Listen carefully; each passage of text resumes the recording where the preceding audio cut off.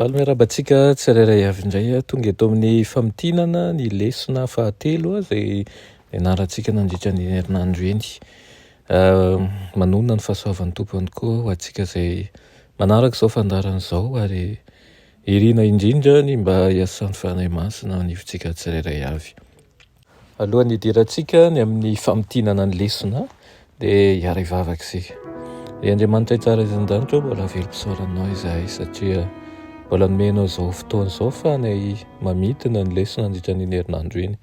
Misaotra anao satria nomenao fahalalana vaovao izahay ary nomenao fankerezana ihany koa ny amin'ny ady izay rehetra izay hatrehanay eto izay ankehitriny. Vonika hainao anao mangataka ny fanahinao masina mba hiasa ao anivonay tsirairay avy amin'ny anaran'i Jesosy. Amen. Lohateny lesonantsika moa dia manao hoe Jehova no mpanjaka. Ny tsenjery amin'ny Salamo fa 3:1 manao hoe Jehova ny mpanjaka mitafy voninahitra izy, Jehova mitafy eny misikina hery izy, ary izao rehetra izao nampitoerina ka tsy hihetsika. Amen. Manambara ny mahampanjaka an'izao tontolo izao an'Andriamanitra ny Salamo. Izy no mpanapaka ny fanjakana rehetra eto an-tany sy ny olona rehetra eto an-tany ihany koa. Na dia maro aza ireo fanjakana tsy manaiky ny fiandrianan'Andriamanitra, na amiko mivantana mihitsy aminy dia manana olona mahatoky manerana an'izao tontolo izao Andriamanitra izay manaiky ny fanekena izay atolotry ny mpamorona sy ny mpanjaka ary ny mpitsara antsika sady mahatoky amin'ny lalàny. Nandritra ny herinandro iny dia izay lafin-javatra maro tokoa tsika ny amin'ny bokin'ny Salama izay mideran'Andriamanitra mampamorona azy, mampanjaka azy, mampitsara azy ary ihany koa mahakasika ny fanekeny sy ireo lalàny. Raha ny mampamorona azy dia hoy ny Salamo 9:7 manao hoe raha jereko ny lanitrao izay anisan'ny izay asan'ny ratsan-tananao sy ny volana amankitana izay noforoninao izy. Nahoana Andriamanitra no tompon'ny tany manontolo dia mamakafaka sy maneho an'izany tokoa ny bokin'ny Salamo. An'Andriamanitra izao tontolo izao sy izy satria izy namorona anazy. Efa nisy talohan'ny nisian'ny tany izy aty izay ianao izy. Ary mbola hisy foana koa izy na ho velona na ho levona aza ity tany ity. Ary manana fahefana amin'ny zavaboary ihany koa izy.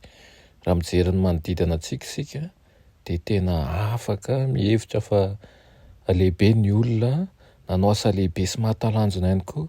Nefa hozy izy ny mpanao Salamo hoe aoka ho fantatrareo fa Jehova no Andriamanitra, izy no nanao antsika ary azy isika.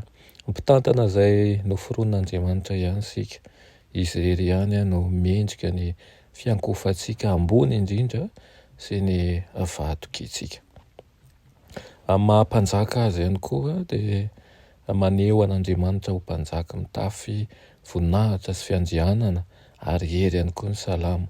Voarakitry ny mazava hozy izy ary araka ny Salamo dia nahoana moa izany Andriamanitra nambara ho mpanjaka satria voalohany indrindra dia mpamorona izy.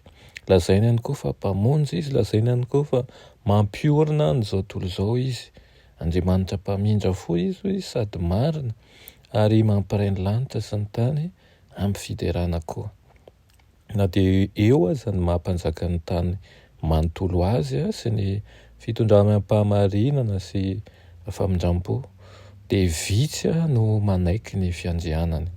Miravoravo anefa ny mpianany noho ny fitsarany araka ny fahamarinana amin'ny ao anatin'ny finoana no ifalian'ny voakan'Andriamanitra amin'ny fiatombohan'ny fanjakan'Andriamanitra tamin'ny alalan'ny asa fanavotana izay nataon'i Kristy.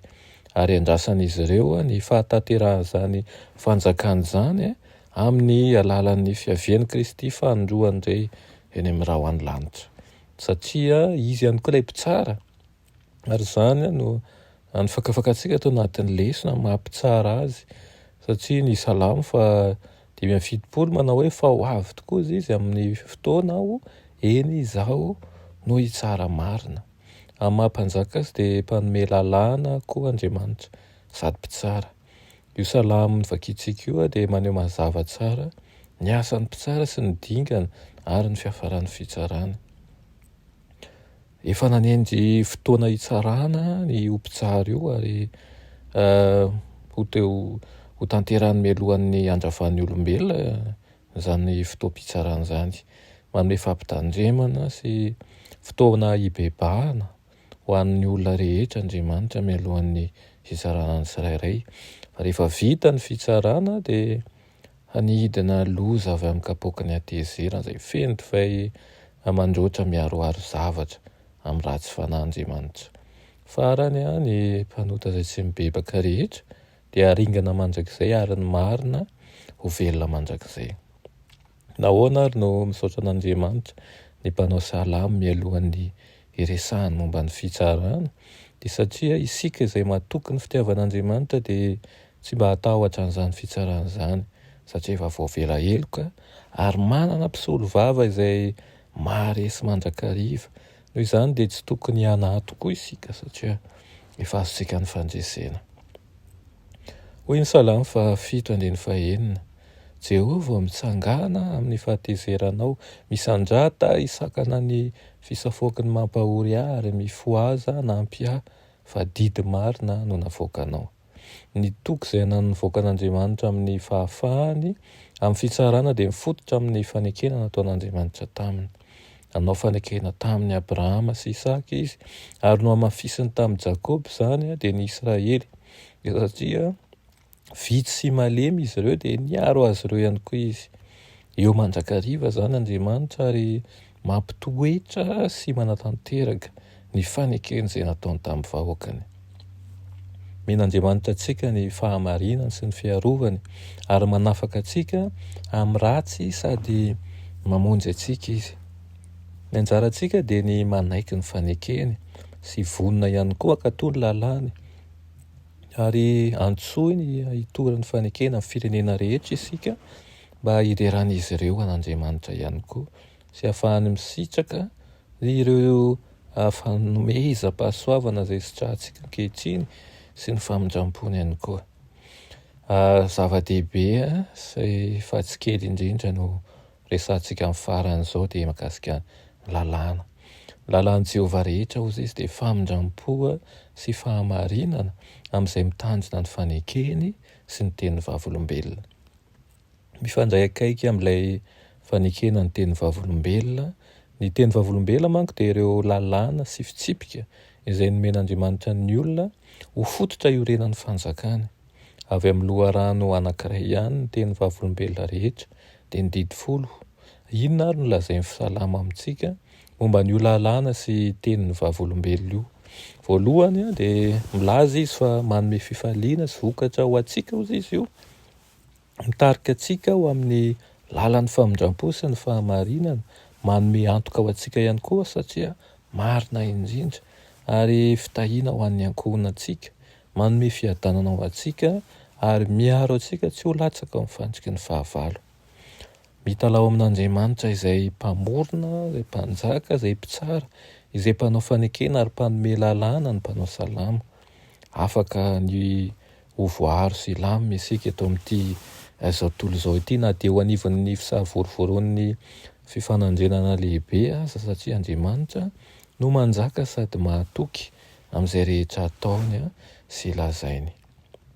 Ity ampamaranana dia ity lahatsoratsy Madame Moety ity no vakiantsika manao toy izao: mitaky amin'ny fomba radrariny ny zoanao an'izay tiany atao amin'ny zavaboary nataony tanany ny mpamorona antsika. Mananjoy tantana araka ny sitrapony izy fa tsy arak'izay safidin'ny olona, kanefa tsy mpitsara enjana, tsy mpitsara masika ary mpitaky-trosa izy. Izy no tena loharan'ny fitiavana, mpanome fitahiana tsy tambo-isaina, tsy mendrika ny tombontsoa omeny rehetra isika, kanefa dia mbola mitohy eo antsika izany. Na dia eo aza ny tsy fahamendrehantsika sy ny tsy fankasitrahantsika, koa tsaharo ny fitaranana toy ireny, andevon'ny mpampiasa sarotra ireny ianao. Tsara Jesosy, midera azy, mideran'Andriamanitra izay fanasitranana ny tavanao sy Andriamanitra ao. Dia mba ho tanteraka amintsika tokoa anie izany aoka hoerinao sy io tokony ao Anjakariva Kristy ka de aza manahy, aza matahotra fa tena tianao tokoa izy. Ivavaka sika. Raha ny malala tsara indrindra zay an-danitra mbola velom-pisaorana anao izay noho ny amin'ny fitiavanao sy ny famindramponao. Misaotra Tompo satria mampiseho Manjakariva fa vonona andray anay Manjakariva ianao ary mampiseho ny lalana sy ny fahamarinana mba azahoanay mahazo ny fiainana. Tompo mangataka ny fanainao masina izay mba hiasa ho anivonay tsirairay avy indrindra ny tokantrano rehetra izay maintsy manaraka izao fandarana izao, mba tsy ho very maina tokoa ny fotoana ianaranay fa hitondra vokatsoa amin'ny fanaranay ianao.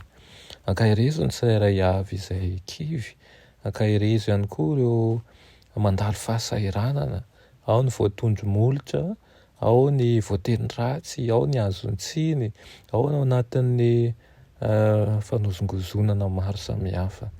Fantatray fa Andriamanitra mijiry tokoa ianao ary tsy manadino anay fa mangataka izay amin'ny fitsapana rehetra izay mahazo anay dia mba ho asianao lalana tokoa anay hivoaka izany mba ahafahanay mibata amin'ny faneresena miaraka aminao. Amin'ny anaran'i Jesosy, amen.